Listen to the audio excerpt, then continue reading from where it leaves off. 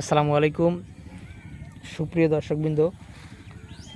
এই মুহূর্তে দেশ ও দেশের বাইরে থেকে যারা আজকে আমাদের এই ভিডিওটি দেখছেন সকলকে নূর আলম অ্যাগ্রো ফার্মের পক্ষ থেকে আন্তরিক শুভেচ্ছা অভিনন্দন জানাচ্ছি।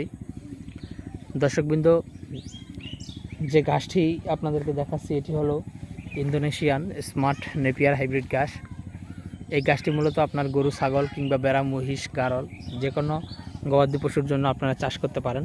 দর্শক, এই গাছটি আসলে অন্য ঘাসের মতো লম্বা না হলেও দেখেন এই গাছটি আপনার নিচ থেকে অনেক বেশি চারা ওঠার কারণে দর্শক কী বলবো, প্রচুর পরিমাণে চারা ওঠে। যে আসলে এই জমি অন্যান্য আপনি যদি চারা গাছ চাষ করেন কিংবা পাকচন গাছ চাষ করেন, আমি দেখেন আপনাদেরকে দেখাই, আমাদের এই জমিতে কিন্তু পাকচন গাছ লাগানো।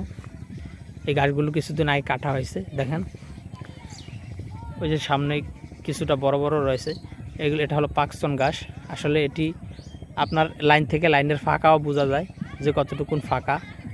আর এই গাছগুলো পাকচন আপনার 10 থেকে 15 ফিট লম্বা হবে ঠিকই, কিন্তু আপনার গোড়ালি টাইট হয়ে যাবে। দেখেন ওদিকে যেগুলো দেখা যাচ্ছে গোড়ালি কালো হয়ে গিয়েছে, অর্থাৎ গোড়ালি টাইট হয়ে গিয়েছে। ওই সব গাছ অল্প সময় কেটে খাওয়াতে হয়। দেখেন এখানে কী পরিমাণ ফাঁকা। আর পাশাপাশি আমি যদি আমাদের এই জমিতে যেই স্মার্ট নেপিয়ার হাইব্রিড গাছটি রয়েছে সেটি যদি আপনাদেরকে দেখাই, যে দর্শক আসলে পাকচন গাছের যে ফাঁকা থাকে আর স্মার্ট নেপিয়ারে দেখেন আপনি কিংবা যেই হোক বা যত চিকন মানুষ হোক না কেন, আসলে এই জমি দিয়ে হেঁটে যাওয়ার মতো পরিস্থিতি কিন্তু নেই। তার কারণ হলো আপনার জমিতে যে ফাঁকা জায়গা থাকে সেটি কিন্তু সম্পূর্ণ ফাঁকা জায়গা ভরাট হয়ে যায়। আর নিচ থেকে এই গাছটি হলে এই স্মার্ট নেপিয়ারের একটি বৈশিষ্ট্য হলো এটি কিন্তু আপনার নিচ থেকে চারা উঠতেই থাকে।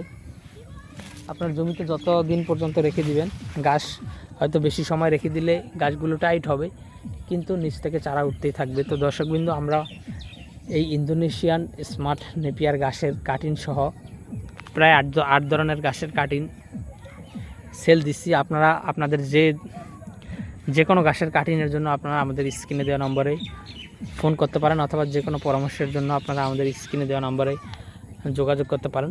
দর্শক, তাহলে আমরা কিন্তু সারা বাংলাদেশে ক্যাশ অন ডেলিভারিতে এই গাছের কাটিংগুলো আপনাদের জেলা সদরে অথবা আপনাদের খামারে পৌঁছে দিতে পারবো। তো দর্শক, আজকে এখানে শেষ করছি। সকলকে অসংখ্য ধন্যবাদ।